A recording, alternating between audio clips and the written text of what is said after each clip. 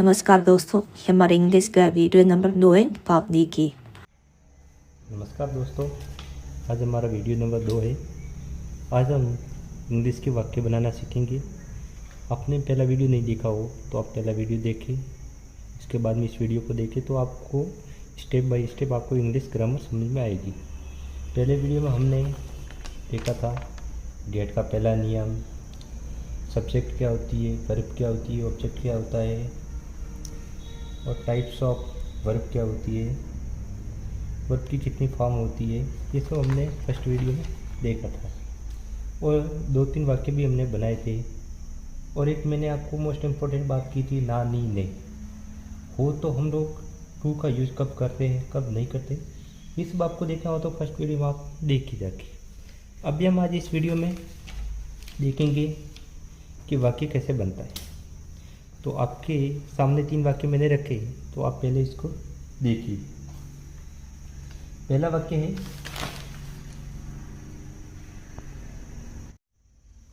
मुझे सिलेक्ट होना है। तो इस वाक्य को हम किस प्रकार बनाएंगे तो आप देखिए।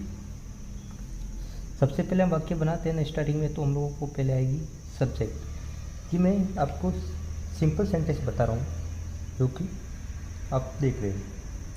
इसमें सब्जेक्ट आएगा सूत्र है, बाद में वर्ब आएगी, इसमें वर्ब फर्स्ट फॉर्म लगेगी, उसके बाद में ऑब्जेक्ट आएगा। अब इस वाक्य को बनाते हैं। मुझे को इंग्लिश में क्या बोलते हैं, आई। इसके बाद में वर्ब क्या हमारी, होना। तो होना को हम इंग्लिश में क्या बोलते हैं, मैंने आपको फर्स्ट वीडियो में बताया था, गेट। सिंपल में गेट की फर्स्ट फॉर्म ही लगती है। इसके बाद में सेलेक्ट। सेलेक्ट कोई वर्ब नहीं, इसको हम सेलेक्टेड। अब सेलेक्टेड क्यों लगाया है, ईडी क्यों लगाया है, आप आगे आपको बता देंगे। इसमें आपको टेंशन लेने की प्रॉब्लम नहीं। एक आप इम्पोर्टेंट बात सुनिए,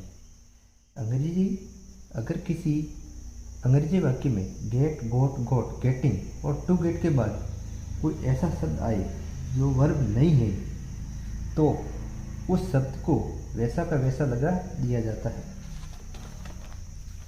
नेक्स्ट में है, तुम रोज़ लेट हो जाते हो। इसका भी हम पहले चित्र बनाना सीख लेते हैं। सब्जेक्ट प्लस वर्ब की फर्स्ट फॉर्म प्लस ऑब्जेक्ट। तो आपको इतना डीपली नहीं सोचना है कि वर्ब की फर्स्ट फॉर्म क्यों लग रही है, सेकंड फॉर्म क्यों नहीं लगती है, थर्ड फॉर्म क्यों नहीं लगाई। ये सब आपको आगे आके आप जाओगे तो सब आपको सीख जाओगे। आगे हम टेंस की सीरीज लाएंगे, उसको भी देखेंगे, तो आपको सब इजीली समझ में आ जाएगा। तो इसमें हमारा सब्जेक्ट क्या है, तुम को हम इंग्लिश में क्या कहते हैं, यू। इसके बाद में हमारे वर्ब कहाँ है, ये है, तो इसको हम इंग्लिश में क्या कहते हैं, गेट। अब लेट को हम लेट ही बोलेंगे।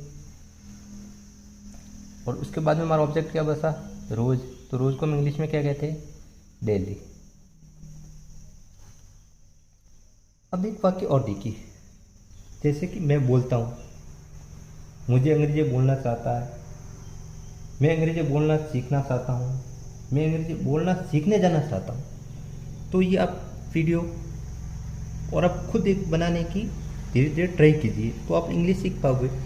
ऐसा तो नहीं आप वीडियो देख लोगे और सीख जाओगे, ऐसा तो नहीं है। जब तक आप खुद प्रैक्टिस नहीं करोगे ना, तब तक आप, मुझे नहीं लगता आपकी इंग्लिश इम्प्रूव होगी। एक मोस्ट इम्पॉर्टेंट पॉइंट, अगर किसी हिंदी वाक्य में सिर्फ एक ही वर्ब आती है तो उसे अंग्रेजी वाक्य के सूत्र में वी के स्थान पर लगाया जाता है। एक ये और वाक्य देखिए, मैं बोलता हूँ, subject plus verb plus object. इसमें वर्ब की फर्स्ट फॉर्म लगेगी। अब मैं आपको बता ही देता हूँ कि फर्स्ट फॉर्म क्यों लगती है। अगर प्रेजेंट सिंपल वाक्य है तो उसमें पेशन होती है टेंस की, जैसे कि हिंदी में ता है, ती है, ते है, ये सब होती है। तो इसके लिए हमारे, जैसे कि ये वाक्य मैं बोलता हूँ, इसको मैं को इंग्लिश में क्या बोलते हैं, आई स्पीक। अब आपके डाउट आया होगा कि मैं को तो इंग्लिश में आई बोलते हैं, बोलता को तो इंग्लिश में स्पीक हो गया, तब हूँ यूज नहीं होगा। तो इसमें परसेंट सिंपल होता है ना, उसमें जैसे कि यूज़ नहीं होता, जैसे कि इज एम आर का यूज़ नहीं होता, इसमें सिर्फ सिंपल ही होता है। तो सिंपल में तो सिंपल आप देख रहे हो। इसके बाद में आप एक और देखिए, मैं अंग्रेजी बोलता हूँ, तो इसको हम किस तरह से बनाते हैं ये भी आप देखिए।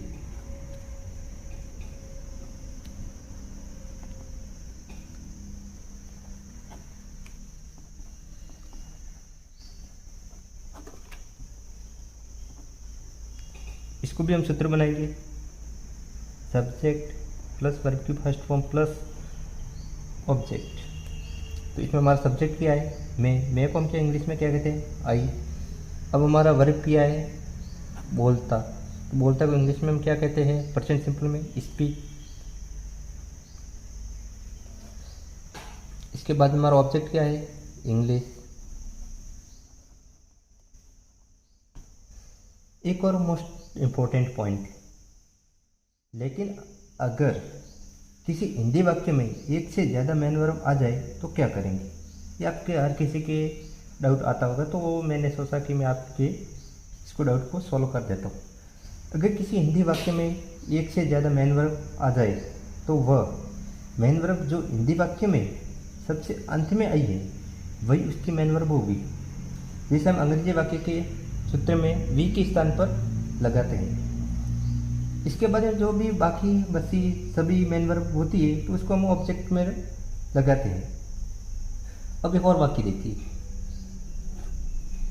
मैं अंग्रेजी बोलना चाहता हूँ।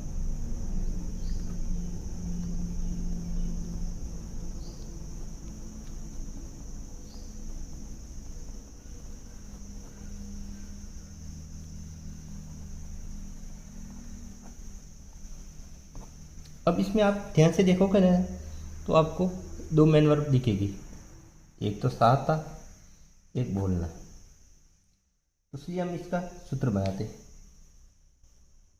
Subject plus verb plus object.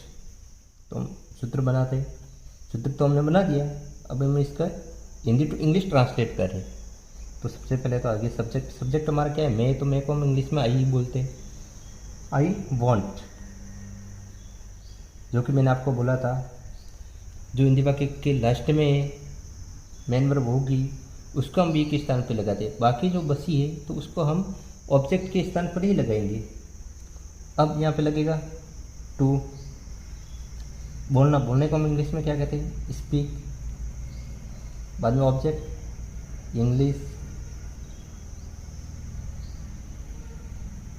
अब आपके मन में डाउट आया होगा कि टू कहाँ से आया। तो मैंने आपके फर्स्ट वीडियो में बताया था कि किसी वर्ब के अंत में ना है, नी है, ने है, तो हम उससे पहले हमेशा टू का यूज़ करते हैं।